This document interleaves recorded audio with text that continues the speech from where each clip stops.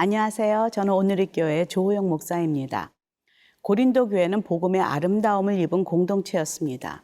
그러나 시간이 지날수록 다툼과 분열로 하나님의 마음을 아프게 했습니다.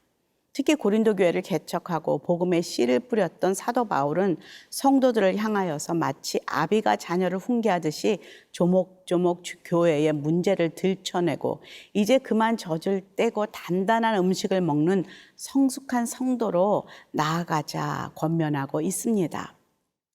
저는 오늘 말씀을 묵상하면서 어쩌면 그 당시 고린도 교회보다 더 심한 불신앙과 분열의 모습을 보이고 있는 오늘날의 교회를 바라보시며 하나님의 마음은 어떠실까? 그런 생각을 해보며 회개하게 됩니다. 오늘 말씀은 고린도전서 6장 1절에서 11절 말씀입니다. 고린도전서 6장 1절에서 11절 말씀입니다. 너희 중에 누가 다른 이와 더불어 다툼이 있는데 구태여 불의한 자들 앞에서 고발하고 성도 앞에서 하지 아니하느냐? 성도가 세상을 판단할 것을 너희가 알지 못하느냐? 세상도 너희에게 판단을 받겠거든 지극히 작은 일 판단하기를 감당하지 못하겠느냐? 우리가 천사를 판단할 것을 너희가 알지 못하느냐? 그러하거든 하물며 세상 일이랴. 그런즉 너희가 세상 사건이 있을 때에 교회에서 경히 여김을 받는 자들을 세우느냐? 내가 너희를 부끄럽게 하려 하여 이 말을 하노니 너희 가운데 그 형제간의 일을 판단할 만한 지혜 있는 자가 이같이 하나도 없느냐? 형제가 형제와 더불어 고발할 뿐더러 믿지 아니하는 자들 앞에서 하느냐? 너희가 피차 고발함으로 너희 가운데 이미 뚜렷한 허물이 있나니 차라리 불의를 당하는 것이 낫지 아니하며 차라리 속는 것이 낫지 아니하냐? 너희는 불의를 행하고 속이는구나. 그는 너희 형제로다. 불의한 자가 하나님의 나라를 유업으로 받지 못할 줄을 알지 못하느냐? 미혹을 받지 말라. 음행하는 자나 우상 숭배하는 자나 간음하는 자나 탐색하는 자나 남색하는 자나 도적이나 탐욕을 부리는 자나 술 취하는 자나 모욕하는 자나 속여 빼앗는 자들은 하나님의 나라를 유업으로 받지 못하리라. 너희 중에 이와 같은 자들이 있더니 주 예수 그리스도의 이름과 우리 하나님의 성령 안에서 씻음과 거룩함과 의롭다 하심을 받았느니라. 하나님은 성도들을 향하여 너희는 하나님의 성전이다. 내가 거룩하니 너희들도 거룩하라 말씀하셨습니다. 거룩함은 세상 사람들과 구별되어서 하나님의 말씀에 순종하며 살아가는 믿음의 사람들을 의미합니다. 그런데 고린도 교회 성도들의 삶은 세상 사람들과 전혀 구별됨이 없이 살아가고 있음을 알 수 있습니다. 사도 바울은 특별히 고린도 교회 가운데 드러나고 있는 다툼과 분열을 해결하는 방법조차도 세상 사람들과 다르지 않다는 것을 지적합니다. 그리고 이렇게 말씀합니다. 1절, 2절입니다. 너희 중에 누가 다른 이와 더불어 다툼이 있는데 구태여 불의한 자들 앞에서 고발하고 성도 앞에서 하지 아니하느냐? 성도가 세상을 판단할 것을 너희가 알지 못하느냐? 세상도 너희에게 판단을 받겠거든 지극히 작은 일 판단하기를 감당하지 못하겠느냐? 법정 소송이 빈번히 이루어지고 있는 오늘의 현실 속에서 어쩌면 이 사도 바울의 말씀이 심각하게 받아들이지 않을 수도 있습니다.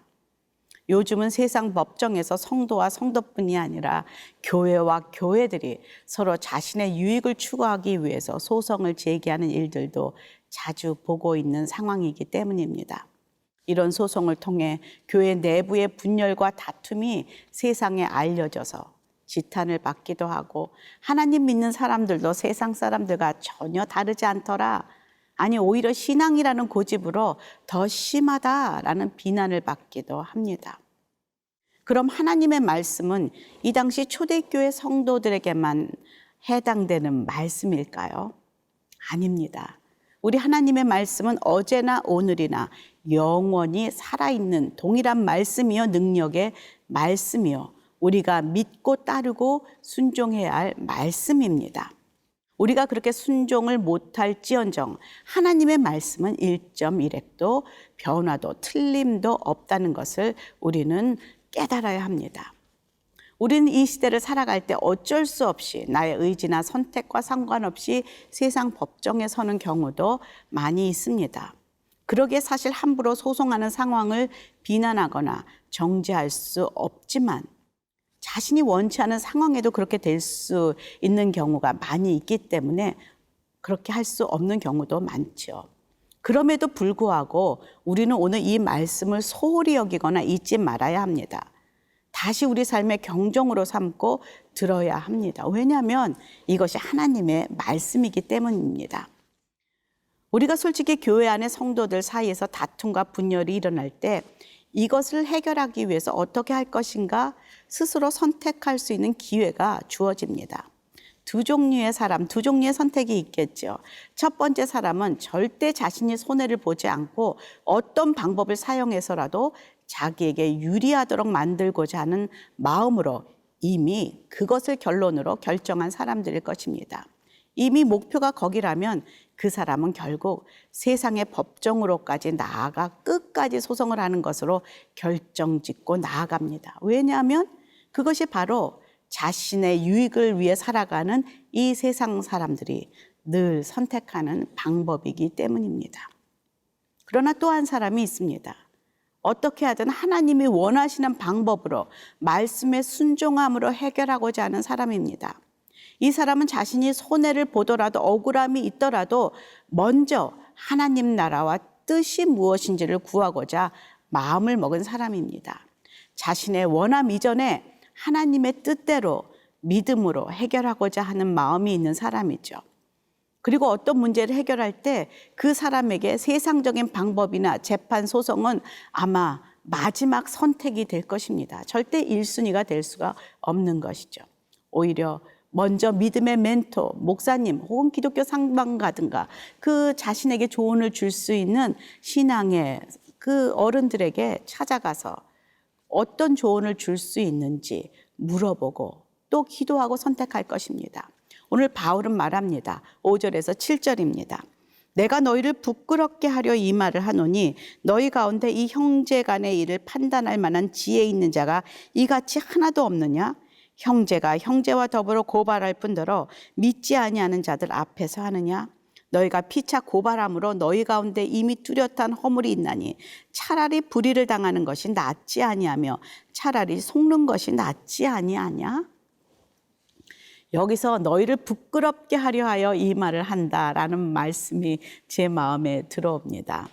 지난 주일 큐티 속에서 고린도 성도들에게 자신이 당한 고난을 다 이야기하면서 내가 너희를 부끄럽게 하려고 이 말하는 게 아니다 라고 얘기했는데 오늘은 너희들이 정말 부끄러웠으면 좋겠다. 스스로 좀 부끄러움을 느꼈으면 좋겠다라고 말하고 있는 바울의 심정이 제 마음에 들어오기 때문입니다. 우리 성도들도 이 말씀을 읽으면서 이렇게 살지 못하는 우리의 모습을 부끄러워하고 회개하고 다시 하나님 앞에 나아가 먼저 그 나라와 의를 구하는 그런 성도의 모습으로 회복하는 결단과 돌이킴이 그때뿐 아니라 저희들에게도 있기를 간절히 간구합니다.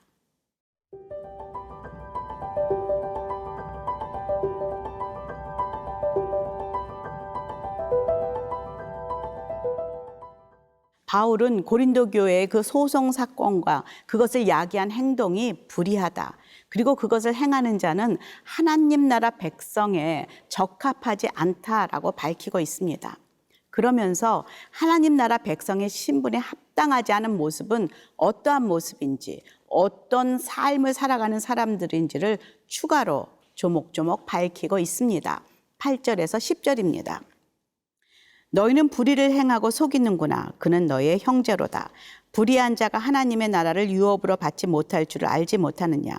미혹을 받지 말라. 음행하는 자나 우상 숭배하는 자나 간음하는 자나 탐색하는 자나 남색하는 자나 도적이나 탐욕을 부리는 자나 술 취하는 자나 모욕하는 자나 속여 빼앗는 자들은 하나님의 나라를 유업으로 받지 못하리라. 겉으로는 하나님의 자녀라고 하지만 여전히 음행과 우상 숭배와 심지어 동성애와 간음, 도적질, 술 취함과 남을 속이고 사기쳐 빼앗는 사람들의 모습을 나열하고 있습니다. 이런 삶은 하나님이 원하시는 거룩한 성도의 삶이 아니며 또 10절에서 보면은 하나님 나라의 유업을 받을 수 없다고 결론을 내리고 있습니다. 여기는 10가지의 도덕적인 죄악을 중심으로 죄의 목록을 나열하고 있습니다. 그러나 우리가 살아가면서 이 이외에 수많은 죄를 몸으로 마음으로 지면서 살고 있다는 것을 솔직히 고백하지 않을 수가 없습니다. 저 자신부터 마음으로 생각으로 짓는 수많은 죄들을 바라보면서 사람은 몰라도 하나님은 아신 그 죄들을 매일매일 주님 앞에 가지고 나가 고백하며 회개함이 필요한 정말로 연약한 사람들임을 고백합니다. 그러기에 오늘도 우리 모두는 하나님의 자비하심을 간구합니다.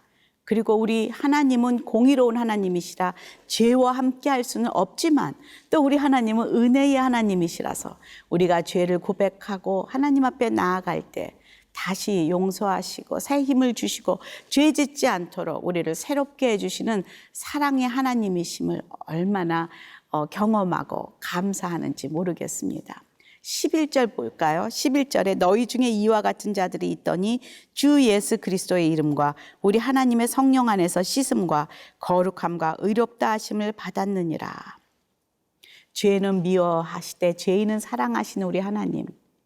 그러기에 우리 가운데 이런 죄를 가지고 하나님 앞에 나아가는 자마다 진정으로 회개하고 돌이키는 자마다 다시 품어주시고 깨끗하게 하시는 하나님이 우리 아버지시여 나의 하나님이심이 정말 감사합니다. 또 그렇게 죄사함을 받고 또 돌이켜 돌아오는 성도들을 우리는 품어야만 한다는 것이죠.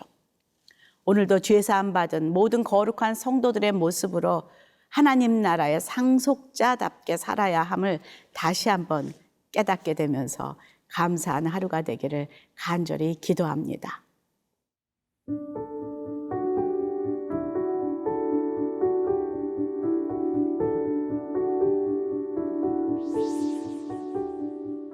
하나님 감사합니다.